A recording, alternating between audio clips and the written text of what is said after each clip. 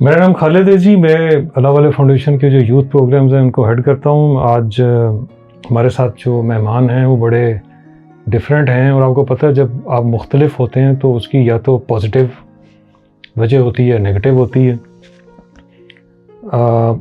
Generally हमारे यहाँ youth को ये सोच के, ये देख के कि जी ये वेस्टर्नाइजेशन ने और सोशल मीडिया ने इनको बहुत ख़राब कर दिया, हमारी जो अखलाकियात हैं, हमारी जो प्रेफरेंसेस हैं एज अ नेशन, तो मेरे ख्याल इतना काफ़ी नहीं है। आज हम आपको मिलवाएंगे दो ऐसे स्टूडेंट्स के साथ, दो ऐसे नौजवानों के साथ जो रूटीन में फ़र्क डाल रहे हैं पॉजिटिविटी का। तो बग़ैर वक्त ज़ाय किए मैं उनका छोटा सा एक तारुफ़ कराऊँगा आपको। बिशाम लाल हमारे साथ हैं, यहाँ पे मौजूद हैं, और नवीद अली हैं फ्रॉम सिंध जी। और बिशाम लाल, मुझे वेलकम टू द प्रोग्राम। और मुझे आपसे सबसे पहले ये जानना है, मैं इसलिए पॉइंट के ऊपर आ रहा हूँ कि हम मुख्तसरन आपका तारुफ़ करवा के ये कन्वे करना चाहेंगे यूथ को स्पेशली कि अगर एक स्टूडेंट अपने अपनी जगह पे एफर्ट कर सकता है तो एज अ कलेक्टिव अगर हम सब ये एफर्ट करेंगे तो उसका इम्पैक्ट कितना बड़ा आएगा। तो बिशाम लाल, आप काइंडली मुझे ये बताइए सबसे पहले कि आपकी ज़िंदगी का मकसद क्या है। बीइंग स्टूडेंट तो आप कर रहे हैं ना, अपना डिग्री कर रहे हैं और सारा कुछ। जी बिल्कुल। जैसे कि मेरी जो ताल्लुक़ है वो एक मिडिल क्लास फैमिली से है, और मेरे घर में मैं फ़र्स्ट ही हूँ as a first generation lawyer. तो बात की बात है, बट एज अ मैं फ़र्स्ट हूँ जो यूनिवर्सिटी लेवल की एजुकेशन के लिए यहाँ पर आया हूँ। तो ये मेरी सबसे ज़्यादा इंस्पिरेशन रहती है अपने अब्बू से, अपने सिटी से, कि मेरे अब्बू भी ना एज अ सोशल वर्कर हैं। वो भी इस तरह के काम करते हैं कि वहाँ पे सिटी में जो जॉब रिलेटेड या एजुकेशन रिलेटेड जो भी अवेयरनेस है, जो भी काम हो, वो बच्चों को बताते हैं। तालीम के हवाले से वो खुद टीचर भी हैं। तो मेरी ना ये इंस्पिरेशन वहाँ से मतलब क्रिएट हुई है सारी। तो मैं जब यहाँ पर फर्स्ट ईयर में आया था तो मतलब मैं बिल्कुल एक तरह से ना न्यू था, और मतलब इस तरह से मेरे माइंड में आइडियाज़ नहीं थे कि ज़िंदगी क्या होती है, ज़िंदगी का क्या मकसद है, क्या करना है। और मतलब ना यहाँ से जैसे मैं लोगों के साथ मिलता गया, उनके काम देखता गया, उनके साथ बातचीत होती गई, फिर मेरे जहन में बहुत सी चीज़ें आई, फिर मेरे जहन में बहुत से ख्यालात आए कि क्यों ना ये जैसे मतलब जो छोटे छोटे लेवल पे काम करे, तो एक मैं भी एक मतलब ना अपनी कम्युनिटी के लिए, अपने लोगों के लिए बहुत ज़्यादा काम करूँ, और उनको वहाँ से लेके यहाँ तक लेके आऊँ, फिर यहाँ से उनको बाहर तक का भी सफ़र तय करवाऊँ। तो मतलब मैंने शुरू से लेके अभी तक भी मैं उनकी एजुकेशन से रिलेटेड हो गई, उनकी मोबिलाइजेशन से रिलेटेड हो गई, उनकी कैपेसिटी बिल्डिंग हो गई, तो इन सारी चीज़ों में मैं अभी तक एंगेज्ड हूँ। और मतलब मैं चाहता हूँ कि मेरी ज़िंदगी का मकसद ही यही है, और मैं इस चीज़ को आगे भी करता रहूँगा, क्योंकि मेरी एक फील्ड ही मेरी लॉ की है, एडवोकेसी की। तो मैं उनके लिए एडवोकेसी करता रहूँगा, यूथ के लिए इतनी एडवोकेसी करता रहूँगा। मतलब मैं कहता हूँ कि ना जब तक हमारी जो मुल्क का यूथ है इतना एम्पावर नहीं हो जाता कि वो खुद मतलब अभी भी खुद बात कर रहा है, बट इससे ज़्यादा बात करे, इससे ज़्यादा वो अपने जो उसके साथ लोग हैं उनको आगे लेके आए। तो मेरी ज़िंदगी का मकसद यही है कि मेरी कम्युनिटी आगे बढ़े, मेरी कम्युनिटी अपने इशूज़ को हाईलाइट करे, मेरी कम्युनिटी एजुकेशन की तरफ आए, मेरी कम्युनिटी अपने आप को मतलब ना रोशन कर दे। तो मेरी अपनी मतलब ज़िंदगी में यही एस्पिरेशंस हैं कि मैं अपनी कम्युनिटी को बहुत ज़्यादा बिल्कुल ठीक है, एजुकेटेड देखूं। एक्सलेंट जी। नवीद, आप बताइए, आपने ज़िंदगी के बारे में क्या सोचा हुआ है कि आपके क्या मकसद है आगे, आप क्या जो आप कर चुके और आगे क्या करना चाहते हैं? सर बेसिकली ज़िंदगी की बात करें तो ज़िंदगी दो किस्म की है, एक जानवर की होती है, एक इंसान की होती है। इंसान को जो अल्लाह ताला ने एक लक़ब दिया है अशरफुल मखलूक़ात का, तो उस पर्सपेक्टिव में हम देखेंगे कि ज़िंदगी का मतलब क्या है। तो मेरे नज़दीक ज़िंदगी वो है कि इंसान दूसरों के लिए जिए। इंसान की ज़िंदगी का मतलब यही होना चाहिए कि सिर्फ़ मैं नहीं, अल्लाह ताला ने अपनी मखलूक खल्की है, तो अगर मेरे पास अख्तियार है, मैं कुछ कर सकता हूँ, तो मुझे दूसरों की मदद करनी चाहिए। और सबसे बढ़कर ज़िंदगी ये नहीं है कि आप खुश हैं तो बस ये काफ़ी है, ये काफ़ी नहीं है। ज़िंदगी का ये मतलब नहीं है कि सिर्फ़ आप खुश हैं, आप सेटल्ड अच्छे तरीके से जी रहे हैं, तो ये ज़िंदगी नहीं है। अगर आपके मोहल्ले वाले, आपके समाज वाले ठीक नहीं है, आपकी उनको ज़रूरत है, और आप उनकी ज़रूरत पूरी नहीं करते, आप उन पे अख्तियार भी रखते हैं लेकिन नहीं करते, तो मेरे ख्याल से तो ये ज़िंदगी नहीं होती इंसान की। ज़िंदगी वो है कि आप जिस तरह से अपने लिए सोचते हैं, अपने लिए कोशिश करते हैं, दूसरों के लिए भी यही कोशिश करें। और मेरे नज़दीक तो सबसे बढ़कर एक शागिर्द स्टूडेंट जो होता है, तालिब इल्म जो होता है, वो समाज में बहुत बड़ा एक इफ़ेक्ट रखता है। जिस तरह से हम अगर ये सोचना शुरू कर दें ना कि ज़िंदगी मतलब सारा काम जो है सिर्फ एक बंदे को नहीं करना, वॉलंटरली मैं ये कहना चाह रहा था कि हम ये सोचते हैं कि मैं क्यों करूं, जबकि फ़ायदा सबका है। जिस तरह से मैं अभी सिंध स्टूडेंट काउंसिल का चेयरमैन हूं, तो वो तो एक वॉलंटरली ऑर्गेनाइजेशन है, तो मुझे कोई सैलरी वगैरह नहीं मिलती, ठीक है। तो मैं ये अगर सोचूं कि भाई मैं क्यों आऊं, मैं क्यों काम करूं, मैं अपनी स्टडी क्यों मतलब डिस्टर्ब करूं, मैं क्यों मतलब ये काम करूं, तो फिर ऐसा होगा कि जो अगले हैं वो भी यही सोचेंगे। तो हमें ये करना चाहिए कि ज़िंदगी को समझने के लिए कि अगर मुझ में एक कैपेसिटी है, मैं कुछ कर सकता हूँ, तो मुझे आगे आना चाहिए। ये मत सोचना चाहिए कि मेरा क्या फ़ायदा है। आप एक एग्जाम्पल सेट करना चाहते हैं जी, और अपने उस कंफर्ट जोन से बाहर जाके काम करना चाहते हैं, जो कि नॉर्मली लोग नहीं कर सकते। एक्सीलेंट जी, बहुत अच्छी बात है। अच्छा बिशाम, आप मुझे ये बताएं कि आप का जो धर्म है वो हिंदू है, ठीक है। हमारे पास पाकिस्तान में क्रिश्चियनिटी है, हिंदू हैं, सिख हैं, और भी हैं इसी तरीके से माइनॉरिटीज़ हैं। तो आपको कहीं पे मुश्किल आती है कहीं पे, जैसे आप LLB भी कर रहे हैं यहाँ पे पंजाब यूनिवर्सिटी में, ठीक है, फिर आप अपने जो आबाई घर है जहाँ वहाँ जाते हैं, वहाँ पे भी कम्युनिटी में, तो कभी आपको प्रॉब्लम फेस आया? सर देखिए, जो सोसाइटी है ना, इसमें दो तरह के लोग होते हैं हमेशा। एक वो होते हैं जो बहुत ज़्यादा मतलब ना आपको नेगेटिव हो, एक तरह से जो वेलकमिंग ना हो, और दूसरे वो होते हैं जो पॉजिटिव भी हों बहुत ज़्यादा। तो आपको ना आपको ना हमेशा दोनों ही लोगों से मिलना पड़ेगा और दोनों ही लोगों के साथ काम भी करना पड़ेगा।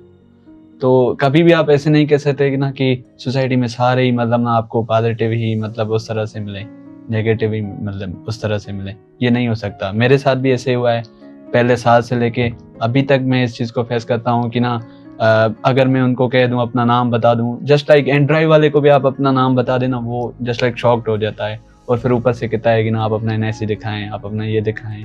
फिर वो उनको जब दिखाता हूँ, फिर हंसता है, फिर वो हाथ मिलाता है, फिर कहता है कि भाई मुझे नहीं पता था, ये वो सॉरी भी कर लेता है। मतलब इस तरह के लोग भी होते हैं। मतलब ये तो एक मैं छोटा सा एग्जांपल दे रहा हूँ कि मतलब ये चीज़ होती है, बट वहाँ पे वेलकमिंग भी होते हैं। और वो जो मैंने जैसे आपको बताया कि पहले वो मुझसे NIC मांग रहा था, फिर जब देख लिया उसने, तो फिर वो मुझसे हाथ मिला रहा है और फिर मुझे गले लगा रहा है, कह रहा है नहीं भाई ऐसा कोई मकसद नहीं था, ये वो नहीं था। तो इस तरह की चीज़ें होती हैं। बिल्कुल ठीक है। एडवोकेसी में जब भी आप, जैसे हमारे मुख्तलिफ बिल पास होते हैं, ठीक है, उसमें एक बिल इस चीज़ का भी था, मतलब थ्रू द लेजिस्लेशन ये होता है, मतलब आप तो क्योंकि कानून पढ़ते हैं तो आपको बेहतर पता है इस चीज़ का। उस्ताद स्कूलों में बच्चों को बाज़ औक़ात इतना मारते थे कि वो मतलब ज़ख्म आते थे, और वो बजाय इसके कि तरबियत हो, बेहतरी आए, तो बच्चे बागी होते थे पढ़ने से, ठीक है।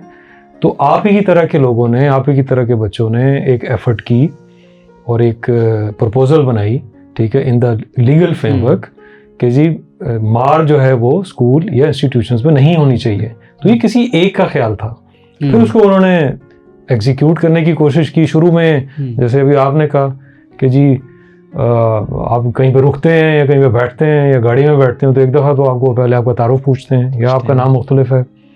तो आई मस्ट अप्रिशिएट सबसे पहले कि आप इसको लेके चल रहे हैं और इसका बड़ा पॉजिटिव लेके चल रहे हैं आगे, ठीक है। मैं अक्सर जब भी बच्चों से सेशंस में गपशप होती है तो उनको मैं कहता हूँ कि actions speak louder than words. आप जितना मर्जी भाषण दे लें, आप जितने मर्जी अच्छी बातें कर लें, लेकिन जब आप जो कर रहे हैं वो बोलेगा तो वो ज़्यादा कन्विंसिंग भी होगा और आगे लोग उसको अपनाएंगे भी। बिल्कुल। आपको लगता है कि आपको अगर मौका दिया जाए, अल्लाह वाले फाउंडेशन के अपने भी प्रोग्राम्स हैं यूथ के, ठीक है, जिसमें हमारे फेलोशिप का प्रोग्राम है, 2 वीक्स का होता है, जिसमें बड़े बड़े सक्सेस स्टोरीज आते हैं, अपनी स्टोरीज शेयर करते हैं, ठीक है, उनके करियर्स, उन्हें ज़िंदगियाँ कैसे बनाई, ठीक है, मॉडल्स हैं, ठीक है, हम उसमें आपको शामिल करना चाहेंगे आगे।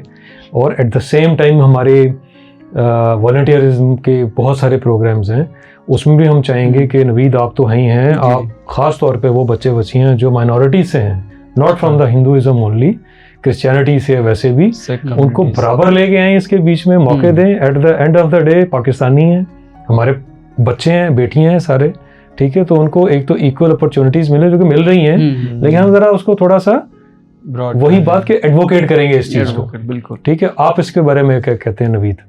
सर बिल्कुल एक अच्छी सोच है कि हमें ये स्टेप लेना चाहिए, कि अच्छा इनिशिएटिव होगा। और जहाँ तक बात है एडवोकेसी की, तो बिल्कुल एडवोकेसी जिस तरह से आपने कहा कि actions speaks louder than words, तो ऐसा ही होता है। जहाँ तक बात आप कर रहे हैं कि वॉलंटरी काम की, तो हम तो चाहेंगे कि जिस तरह से अल्लाह वाला ये ऑर्गेनाइजेशन काम कर रही है, लोगों की खिदमत कर रही है, उनको खाना मुहैया कर रही है, बेसिक नीड्स की चीज़ें मुहैया कर रही है, तो हम तो बखुशी से इसमें काम करेंगे इंशाल्लाह। और रही बात कि एडवोकेसी की, एडवोकेसी बिल्कुल ऐसी ही होती है। हमारे समाज में बहुत सारे मसाइल हैं जिनको एड्रेस करने की ज़रूरत है, और जब वो एड्रेस किए जाएंगे तब भी कुछ हो सकता है, क्योंकि एडवोकेसी ही आगे, जैसे हम ला पढ़ते हैं ना कि एडवोकेसी की बुनियाद पर लेजिस्लेशन होती है।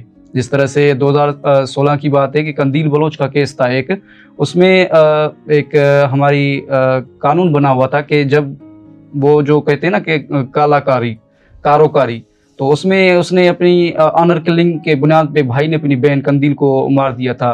तो फिर उसके जो पेरेंट्स थे, कानून बना हुआ था कि अगर पेरेंट्स माफ़ कर देते हैं ना, तो वो कितना भी मतलब कातिल है कुछ भी, वो माफ़, उसको मतलब आज़ाद कर दिया जाता है। तो फिर उसकी एडवोकेसी हुई कि भाई ये तो समाज के लिए नासूर है, अगर इस तरह से करेंगे कि एक भाई ऑनर किलिंग के नाम पे मार देता है, फिर उसका बाप उसको बचा लेता है, मतलब बचाते हैं। मींस आप ये कहना चाह रहे हैं कि वो किसी भी चीज पे कॉम्प्रोमाइज या तो जबरदस्ती करवा सकते हैं, बिल्कुल, या सेटलमेंट कर सकते हैं, लेकिन जुर्म तो जुर्म है। तो एडवोकेसी सोसाइटी की तरफ से एडवोकेसी इसकी कि इसको एड्रेस किया जाए। तो फिर 2017 में एक एक्ट आया था, क्रिमिनल लॉ एक्ट, जिसमें ये मतलब अमेंड किया गया था कि अगर ऑनर किलिंग का कोई भी मसला है तो वहाँ पेरेंट्स अगर माफ़ भी कर देते हैं ना, तो ये मतलब जो मुजरिम है उसको माफ़ नहीं किया जाएगा। बिल्कुल ठीक है। तो बिशाम आप मुझे ये बताओ कि हम प्लान कर रहे हैं आगे इंशाल्लाह कि लॉ कॉलेजेस और जो लॉ के स्टूडेंट्स हैं उनको थोड़ा सा स्पेशली उनका एक उनके चैप्टर्स बनेंगे हमारे अल्लाह वाले फाउंडेशन में। यूथ के जो ऑलरेडी प्रोग्राम चल रहे हैं, ये भी एक सेगमेंट होगा उसका,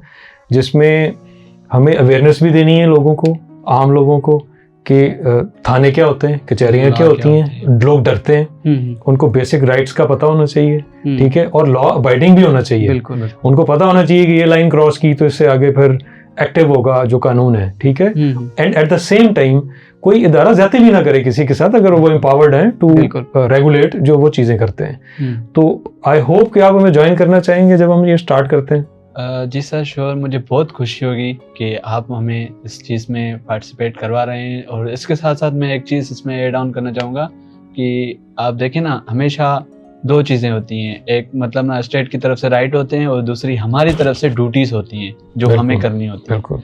तो ये एक चीज़ आ जाती है सिविक रिस्पॉन्सिबिलिटी, जैसे आप कह रहे हैं, या लीगल रिस्पॉन्सिबिलिटी। आप तो कह रहे हैं कि रियासत आपके लिए ये करे, आप क्या कर रहे हैं रियासत के लिए, या आप अपनी तरफ से क्या कंट्रीब्यूट करें, तो ये भी होना चाहिए। और ये चीज़ें आती हैं आपकी जो आपकी यूथ है ना, आपकी जो स्टूडेंट्स हैं ना, इन चीज़ों को वही अवेयर कर सकती हैं, लोगों को वही अवेयरनेस दे सकती है कि भाई ये आपके लॉज हैं, तो इसके लिए आपको इस तरह से रहना पड़ेगा और इस तरह से इसको फॉलो भी करना पड़ेगा, तभी रियासत भी आपका सुनेगी।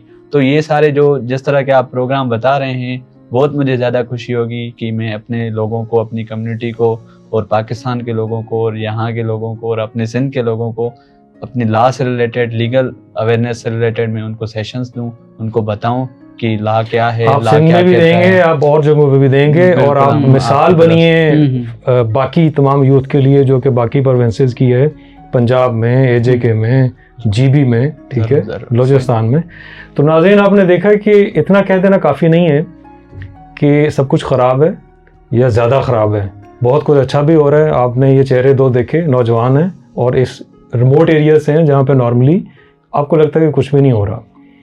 तो हमारा जो एक ओवरऑल यूथ के प्रोग्राम्स हैं अल्लाह वाले फाउंडेशन के, उसके बीच में ये जो हम लॉ का एक सेगमेंट ऐड करेंगे, ये वो पॉजिटिविटी लेके आएगा, क्योंकि हमारे जो लॉ मेकर्स हैं और जो लॉयर्स हैं, इनकी मुझे लगता है कहीं ना कहीं पे हमें ज़िंदगी में अपनी भी एक तरबियत की ज़रूरत रहती है। तो इस फ्रेटर्निटी को भी तरबियत की ज़रूरत है, हमेशा रहेगी, हम सबको रहेगी। तो ये नौजवान हम शामिल करेंगे इसके बीच में, जो हम बड़ों को भी थोड़ा सा समझाएंगे और बड़े भी इनको गाइड करेंगे कि किस तरीके से पाकिस्तान में बेहतरी लाई जा सकती है और पॉजिटिविटी को फैलाया जा सकता है। बहुत बहुत शुक्रिया।